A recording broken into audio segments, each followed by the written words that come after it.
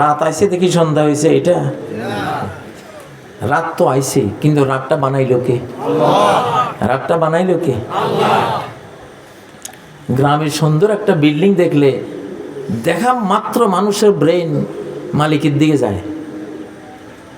কে এখন বিল্ডিং এর ভিতরে ভাড়া থাকে না কি থাকে, ওই দিকে যায় না। কে রে বানাইছে এত সুন্দর বিল্ডিং? এটা এইও বিল্ডিং এন কার, ঠিক না? মালিক খোঁজে না। মোটর সাইকেল একখান রাস্তা ফাতালে থুয়ে থুইছে, এদের রিক্সা চলে না, সাইকেলও যায় না। প্রথমে কোন এখানে মোটর সাইকেল এটা থুইছে, মালিকের খোঁজে, ঠিক না? আল্লাহু আকবার। তা এটা আল্লাহ দিছে যে মানুষ যে কোনো একটা জিনিস সুন্দর বা যে কোনো জিনিস দেখলে, আপনার উঠানে গরুর গোবর, কিরে আমার তো গরু নেই, কার গরুর এখানে আছে? গরুর দোষ নাই, গরুর মালিকের খোঁজে। হ্যাঁ, কত ব্যাগ করছে, গরু ছাড়িয়ে দিছে আর গরু এসে এখানে সমস্যা করছে, ঠিক না কথা? মালিকের খোঁজে। আপনারা মালিক খুঁজতেন না?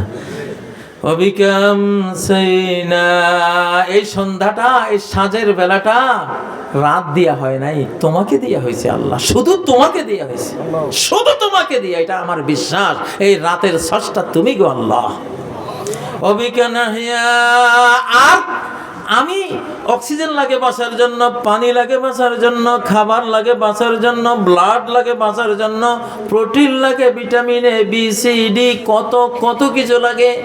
100 টাকার খাবার আপনি খান, খেয়ে আপনি ঘুমান, আপনার পেটে নিয়ে স্টোমাকে নিয়ে আল্লাহ যেই প্রক্রিয়া করে, যে বিশাল কারখানা পেটের ভিতরে রয়েছে, সেই কারখানায় যেইভাবে যেই প্রক্রিয়ায়, হাজারো লাখো প্রক্রিয়ায় যেভাবে হজম করিয়ে ভিটামিন বানান, প্রোটিন বানান, হিমোগ্লোবিন বানান, হাজারো লাখো আইটেম যে আল্লাহ বানান, কৃত্রিম কোনো কারখানা তৈরি করে এটা বানাইতে গেলে 100 টাকার খাবারকে রক্তে, ভিটামিনে, প্রোটিনে ইত্যাদিতে পরিণত করতে গেলে 200 কোটি টাকা খরচ হয়।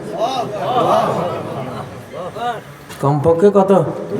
200 কোটি টাকা লাগে।